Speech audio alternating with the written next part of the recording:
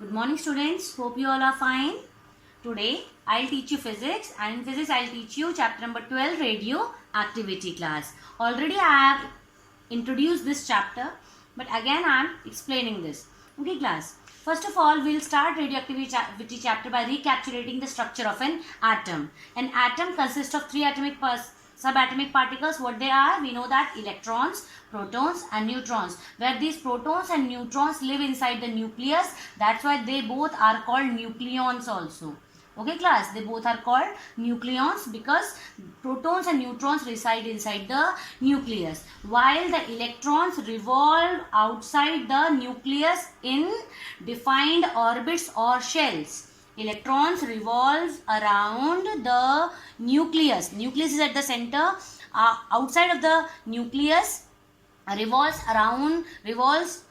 electrons revolves in specific or defined orbits or shells. Since while orbiting in these orbits or while revolving in these orbits, these electrons do not radiate out any energy. These electrons do not radiate out any energy. That's why these shells are also known as stationary orbits or stationary shells now. Okay, these shells are called, why they are called stationary orbits or stationary shells? Because while revolving these electrons do not radiate out any energy. Okay, next is what? Now number of how many shells will be there in an atom? It depends on the total number of electrons in an atom. How many number of shells otherwise? It will totally depend on the number of electrons in an atom. Now in a shell, how many electrons will reside? Next question arises. In a shell, there can be many shells. But in a shell, in the first shell, in the second shell, or in the third shell, and so on, how many electrons will reside?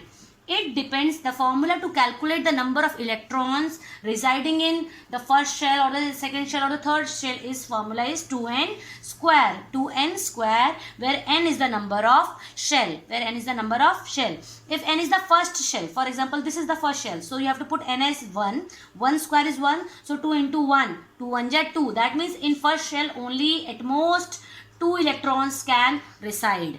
Likewise, in second shell, it will be, now n will be 2. If you will put 2 here, 2 ka square will be 4, 4 2 ja 8. In the second shell, maximum number of electrons will be 8 electrons. Likewise, in third shell, if you will put here, how many electrons will reside in third shell? 18 electrons. 4 shell, 5th shell, 6 shells, 7 shells. Similarly, we have 32, 50, 72 and 98 electrons residing in these shells. And we have given the name to these shells as K. K is the innermost shell.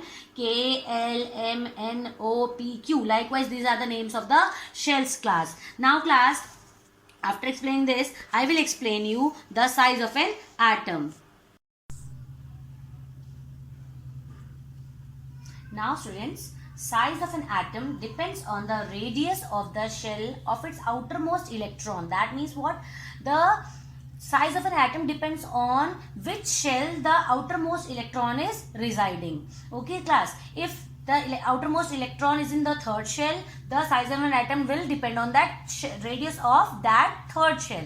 Okay, so that means more number of electrons, more number of shells, that means more is the size of an atom. If there are less number of shells, that means there is a less size of atom also, small size of atom. Usually the size of an atom, it is of order is what? 10 raised to power minus 10 meter.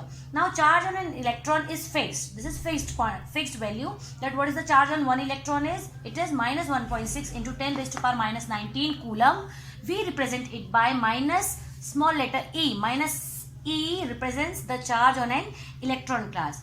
Now what is the mass of an electron? Mass of electron is represented by ME, whose value is what? 9.1 into 10 raised to power minus 31 kg. Students, you have to remember these two values, charge on an electron and the mass of an electron. These are fixed values because these you have to learn. Now come to structure of nucleus, students. Now, since we know that nucleus is inside, is at the center of the atom, and in the nucleus there are two members residing inside the nucleus. What they are? Protons and neutrons. So one by one we'll talk about both protons and neutrons in this. Now, first of all, size of nucleus. What is the size of nucleus? Size of nucleus is 10 raised to power minus 15 meter to 10 raised to power minus 14 meter. That means it is smaller than the size of an atom because it is residing inside the atom. So it is smaller. Size is, you can see it is 10 raised to power minus 10 meter. It is 10 raised to power minus 15 to 10 raised to power minus 14 meter. Now, charge on proton. Charge on proton. Since electrons and protons are same, only what is the difference?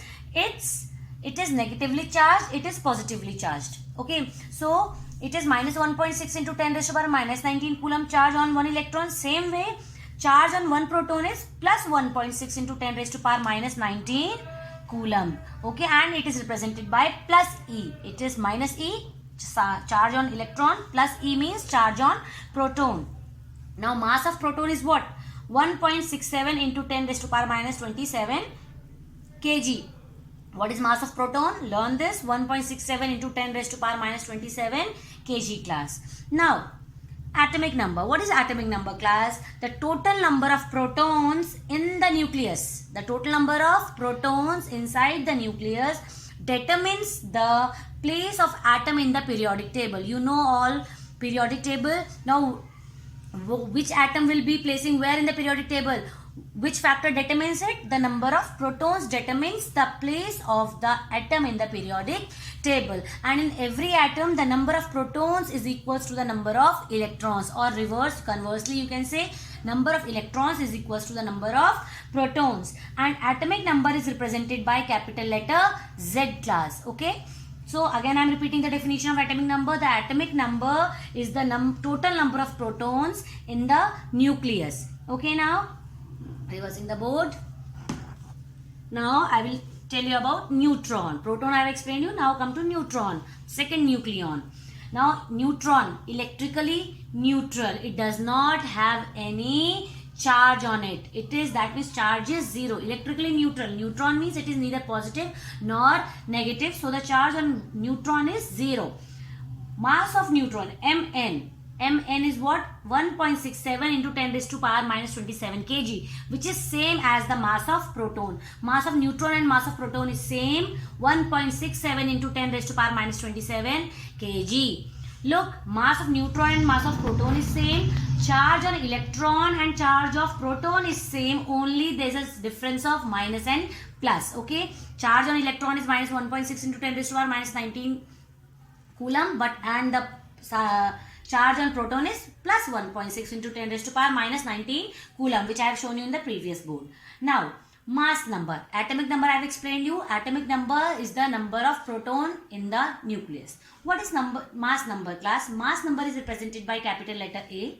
And in short, if I will explain you, mass number is the total number of protons and neutrons inside the nucleus. Total number of protons plus neutron. That means sum of number of protons plus number of neutrons is called as mass number. It is represented by A class. Okay.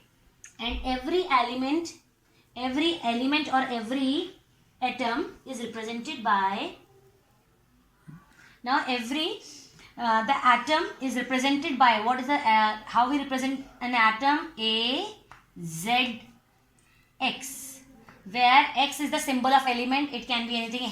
For hydrogen it will be H, for helium it will be He. You all have studied all the symbols of elements, where, and A is the mass number. The upper side we will write the mass number and the down side we will write the atomic number. AZX. AZX. For example, 11H. 11H means what? Hydrogen is the atom here. It's hydrogen atom. What is the mass number of hydrogen? 1, and the atomic number of hydrogen is 1. 11H. Okay. So upside we write the mass number and the downside we write the atomic number. This is the common symbol to write every atom of an element. AZX. Now, to note students, what is that? Mass of electron is negligible as compared to that of proton and neutron. P or N means proton or neutron. The mass of electron, mass on an electron is negligible. It is negligible if we compare to proton or neutron. Hence, the mass of an atom is mainly due to, hence the mass of an, total mass of an atom can be considered to be same as the mass of its nucleus. Nucleus means the sum of masses of protons and neutrons, because the mass of electron is negligible as compared to protons and neutrons class. Okay, now number of electrons, what I have explained you that the number of electrons is equals to number of protons. So number of electrons is equals to number of protons is denoted by capital letter Z. Now how we will find out the number of neutrons? Number of neutrons, how we will find out? A minus Z. A minus Z. A is what? Number of neutrons plus number of protons minus number of protons. Okay. Sum of neutrons and protons minus number of protons. Then we will get the number of neutrons in an atom class. Okay class. Students, now I will explain you few more examples. Now class, I will give you few examples. Look class, 11H. 11H means what class? Just now what I have explained you that how we represent an atom of an element A, Z, X, where A is the mass number, Z is the atomic number, and how we represent an atom of an hydrogen, 11H. That means its mass number is 1 and its atomic number is 1. This atomic number represent what? That the number of protons, and we know that number of protons and number of electrons are same. That means in hydrogen, proton is 1 and there is 1 electron as well. Okay, Z is 1 here. So number of protons and number of electrons are same, 1 here. But mass number is only 1. And what is mass number? The sum of neutrons and protons. अगर proton ही एक है and mass number total 1 है, that means what? That means neutrons यहाँ 0 हुआ. Okay, तभी तो mass number सिर्फ 1 है. अगर neutron भी कुछ होगा, then the mass number will be increased here. But here mass number of protons and mass number is same. That means neutrons are 0 here. So proton is 1 and proton is 1. Now how we represent it by a diagram? Look, this is the nucleus where proton is 1, 0 neutron. We will not write it here. 0 neutron. And how many electrons are here? Only 1. So, and I explained you in the first shell, which is represented by K, how many electrons can reside inside the first shell?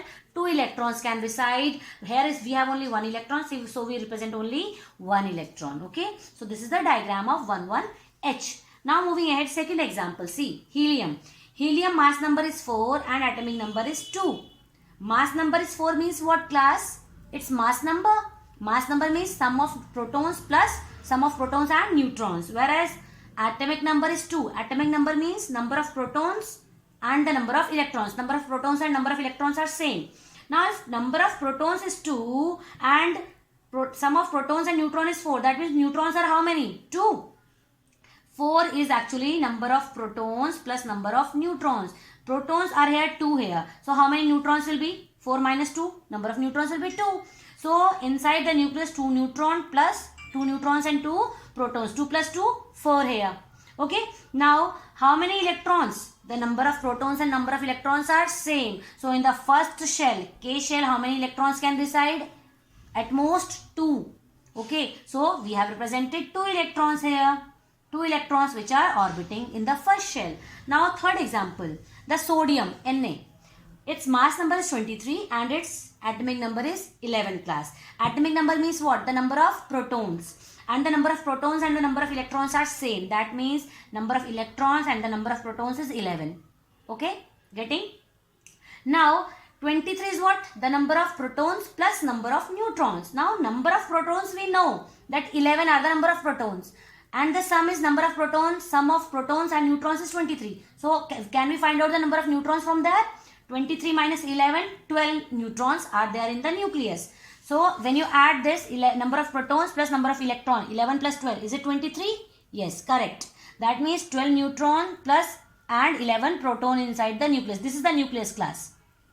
This is the nucleus where 12 neutrons and 11 protons are there. And how many electrons we have to represent? 11 electrons, because the number of protons and the number of electrons are same. So we have to represent 11 electrons. How we do electronic configuration? K, L, M, N. These are the shells. In the first shell, at most 2 electrons can reside. 2 electrons first में चले गया. So 11 minus 2, 9 electrons are still there. 2 to be placed. Now in the second shell, L shell, at most 8 electrons can reside. 2 plus 8, 10. 11 minus 10, one more electron is left. That means that one electron will go in M shell. That means how many shells we have to draw here? 3 shells we have to draw. This is the K shell. K shell, in K shell how many electrons are there? See, 1, 2. 2 electrons are living. Now in next shell, L shell, how many electrons are there? 8. So I have drawn 8 electrons revolving in the L shell. Now next and the last shell of the sodium atom is M shell, in which only one electron is there. So this is L shell, Kl, and this is M shell. In M shell only one electron is orbiting or revolving. I hope you understood it. Now students, few points to note, very important. These are the very important points. Please understand these points. First point to understand is that the chemical change is the change which requires change in orbital electrons of the atom. That means whenever a chemical change happens or occurs, what happens? There is a change in the orbital electrons of the atom. These electrons reacts or comes into play. Okay, whereas in nuclear change, whenever there is a nuclear change, there is no effect on electrons. What particles comes into play? The nucleons comes into play. They comes into action. Protons and neutrons do the work in nuclear change, not electrons. Okay, so in this chapter we are going to deal with only nuclear changes, not chemical changes. That means the electrons will not play any part in this chapter. We will going to deal with only nucleons, that is protons and neutrons, because we are going to study only nuclear change in radioactivity. Radioactivity is a phenomena which deals with only nuclear changes, protons and neutrons, not electrons class. Next, nuclear change requires much more energy as compared to chemical change. Okay, because just taking one electron from an atom is far easier as compared to make a change in the number of protons and neutrons. So it requires much more energy as compared to chemical change. Third point, very important point, it is called as, it is same as law of conservation of energy. Same this point is also in a nuclear reaction or a nuclear change. The atomic number and the mass number and the atomic number remains conserved. That means we have studied one law, that the reactants is equals to products. Okay, the energy of the reactants is equal to energy of products. Same way here, total sum of atomic number and the mass number. The total sum of atomic number or mass number of reactants is always equal to the sum of atomic number or mass number of products. That means reactant sides and product sides always in a nuclear change, the sum of atomic number is equal of reactants is always equal to the atomic number of products. And second point, the sum of mass number of reactants is always equal to the sum of mass number of products. That means reactant and product side is always equal. Either we deal with atomic number or mass number. LH is always equals to RHS class. Today your work is to read the chapter from starting till page number class 285. In the next class I will explain isotopes, isobars and isotones. Okay class? I hope you all will read this chapter. All the best.